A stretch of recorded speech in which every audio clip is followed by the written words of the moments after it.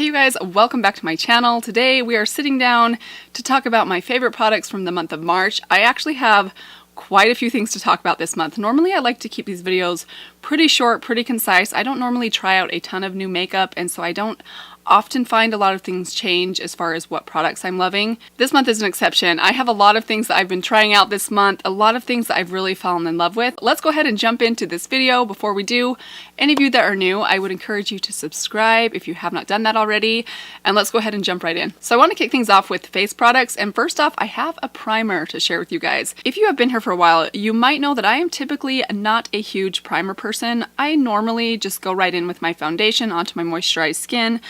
But I've been trying out this primer for the last month and a half and have absolutely fallen in love with it. It is the Touch in Sol No Problem Primer. This came in BoxyCharm, I think in the month of February, and I just have been reaching for this more and more and more. And I think the reason that I love this primer so much is this is a perfect hybrid between a kind of smoothing, pore filling primer and a hydrating primer. This just preps my skin so perfectly for foundation. It does smooth things out just a little bit. It also hydrates my skin, which I am finding I definitely need both of those things for my skin lately. My skin has been very finicky over the last couple months. Not only is it very dry because we were kind of just coming out of winter, but also I've had a lot of breakouts and texture on my skin that I don't typically have. So I find that this does a good job of kind of just blurring all of those issues that I tend to be having. I don't know, this thing makes me wonder if I've been missing something all these years, because this actually makes the next product that I'm going to talk about work for me. And that next product is this right here. This is the NYX Mineral Foundation Stick. I've had this in my collection for, I want to say, almost a year now. And back in, I think in October, I did a declutter, which I did film, but I never got around to editing because it was just insanely long and I just did not want to bother to edit that thing, and plus I had some technical issues. Long story short, this foundation I just about decluttered because the first couple times I had tried this out, I think I went in just with my fingers or with a sponge, and I found this just to sit really heavily on top of my skin. It just did not look good on my skin the first time I tried it. So I put it in the back of my drawer, but I decided to give it another try rather than declutter it. And what I have found is this foundation, as long as I use a buffing brush like something like this, or this one right here, this one's from Luxie, this one's from Moda, something very dense, this works really, really well for me. I actually really love the way this sits on my skin. It looks really seamless with the rest of my skin. You can't really, it's not very detectable. It gives really good coverage. It's so easy to use a stick foundation, which is one of the things I love about this the most, is I can just kind of put a few swipes on, buff it in, and in about 10-15 seconds, I have my foundation all done, which is quite a bit faster for me than a liquid foundation application. But before you run out and purchase this thing, just be warned that I still remember the first time using this foundation, it looking terrible on my skin. So I don't know if something in my skin may be changed. It's possible that I've been using this primer underneath it, that this is helping out a little bit, and it's also just possible that the brush is the only way to get this foundation to work for me. But lately, I've really been loving this on my skin. But I do have another foundation here that even beats that one out, and it is the L'Oreal 24-Hour Fresh Wear. I know tons of people have been talking about this foundation. So many people seem to love this foundation. And what I have found is that a lot of people love this in a variety of skin types, which that seems to be kind of rare, but I think I can understand why this works for so many people. This is a lighter weight foundation. I would say it has medium coverage, but because it is so lightweight and liquidy when you first apply it, if you go in with a light hand, you can definitely get a light to medium coverage with this.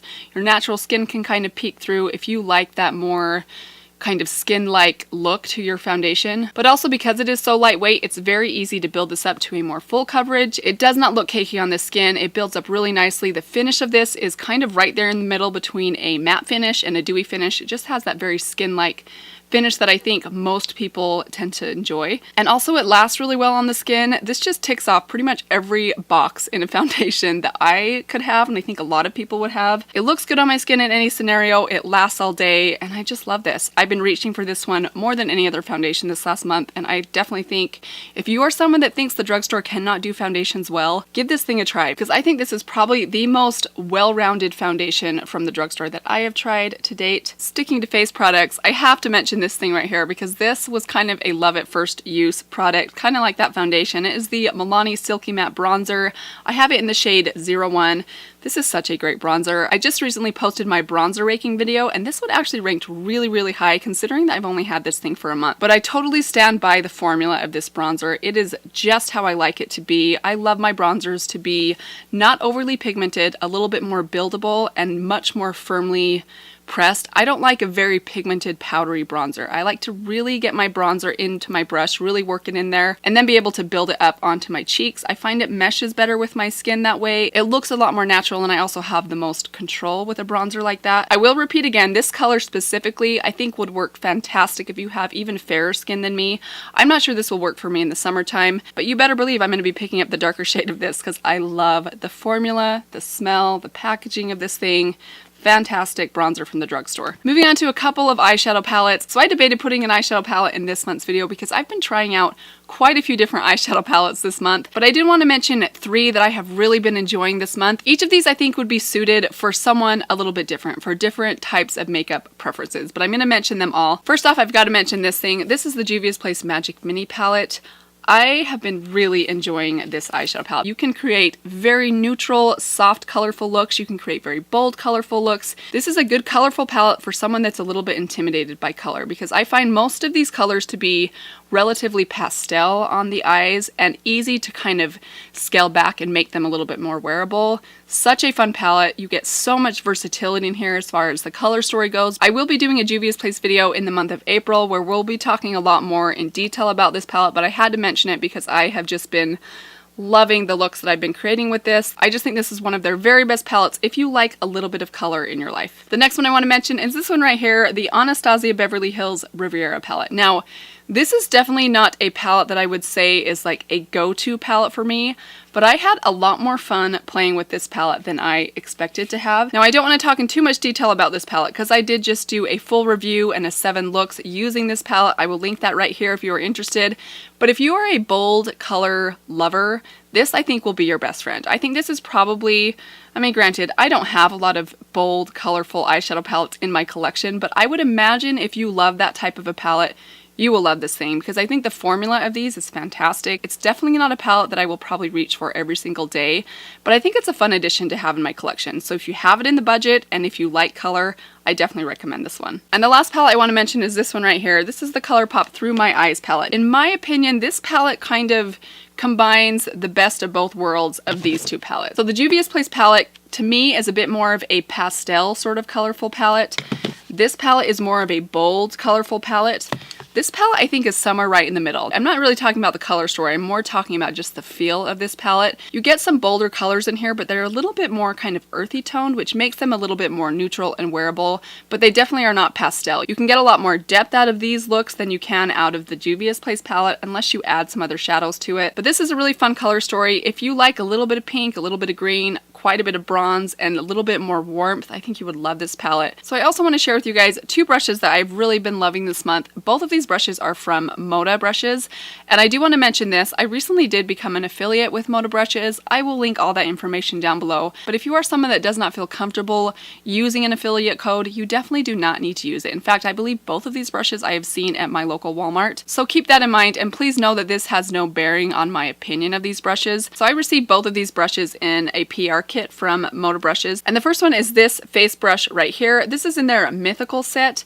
Now I will say when I saw these brushes in the package, I wasn't a huge fan of the packaging of these. I'm just not really into cutesy brushes. I like when my brushes basically look just like this, like black and silver, maybe gold. I just like them to look simple and plain, but at the end of the day, it's not that big of a deal to me as long as it performs really well. And this is such a good versatile brush. So this face brush reminds me a little bit of this brush right here, which is one of my holy grail brushes. This is from Real Techniques. This is their blush brush. I use this one mainly for blush, but this is also very versatile. You can use this for bronzer. It works great as just a powder brush, just a really nice soft brush. I really love this one of my all-time favorite brushes. This brush is very similar to that one, other than the fact that this one tapers a little bit at the end. But what I love about the taper of this brush is it makes this brush extremely versatile. I've been mainly using this for bronzer lately, but I find that I can use it as a bronzer, I can use it as a blush brush, I can use it for highlight right here, and I can even use this brush on my eyes. So a couple weeks ago, we went on a road trip. My son's baseball team was playing out of town, so we traveled down there for the weekend, and I took this brush and this brush alone. I did not take any eye brushes.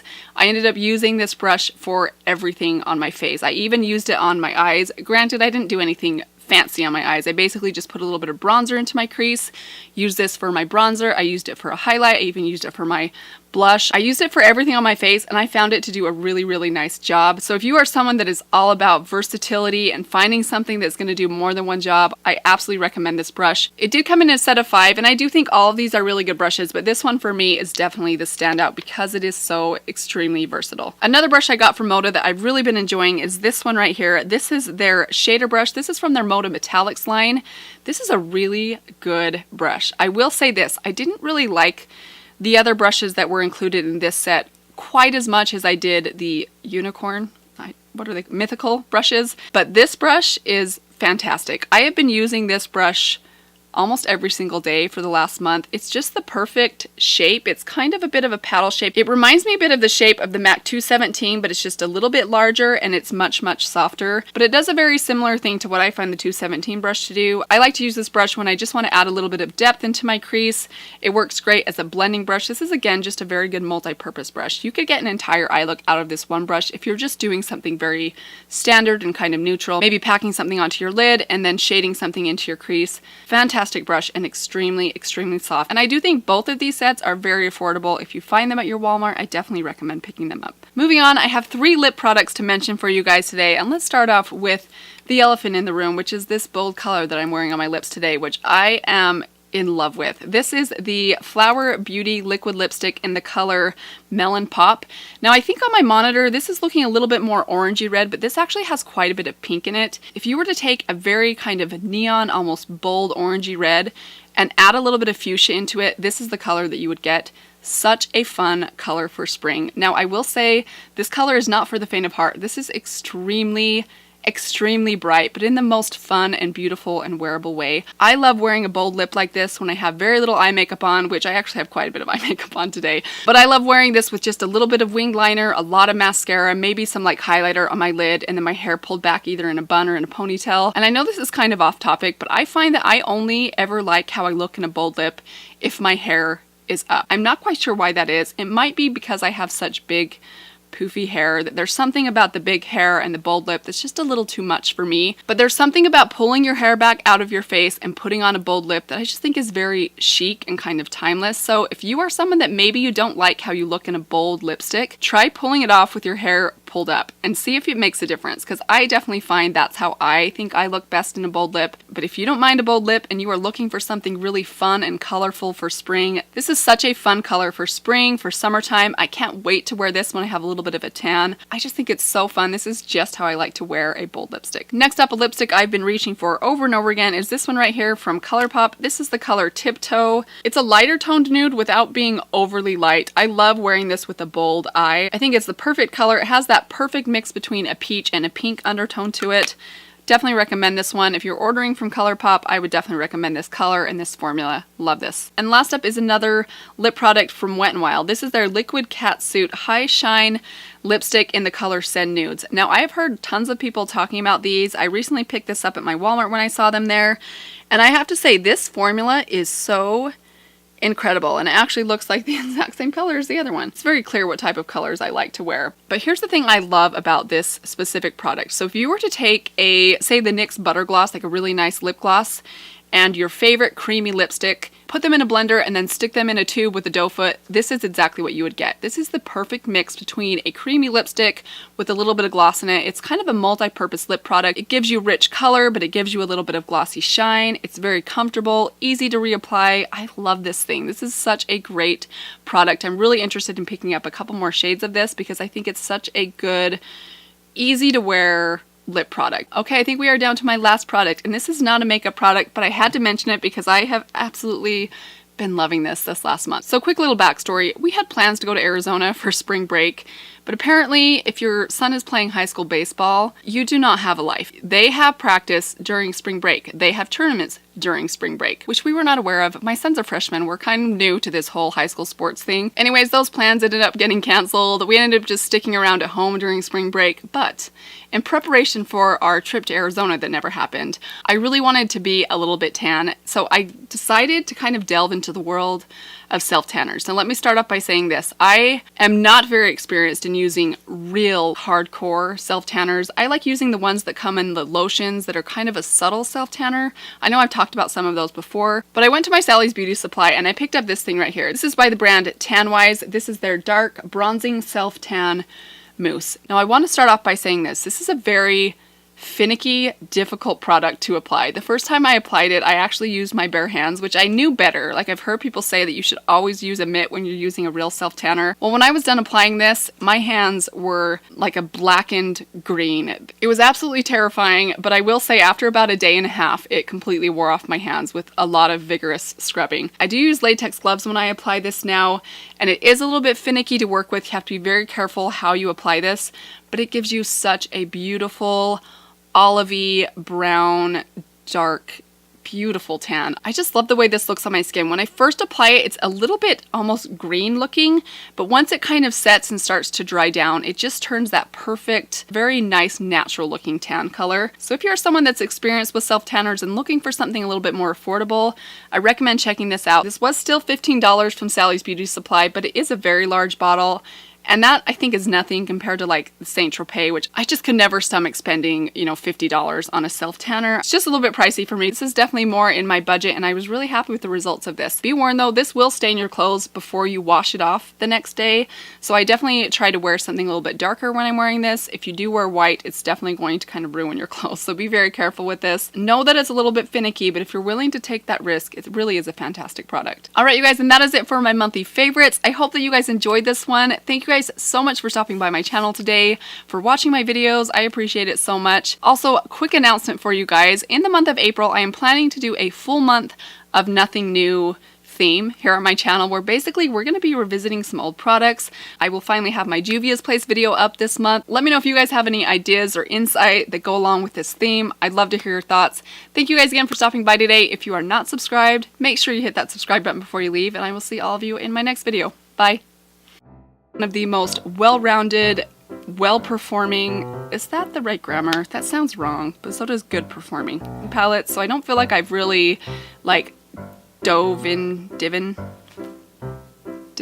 Oh man. And I was an English major in college. I should know better. Something about the camera being on though, all knowledge of grammar and words and forming sentences just kind of goes out the window. Subscribe if you haven't done it yet. You definitely will want to. I hope.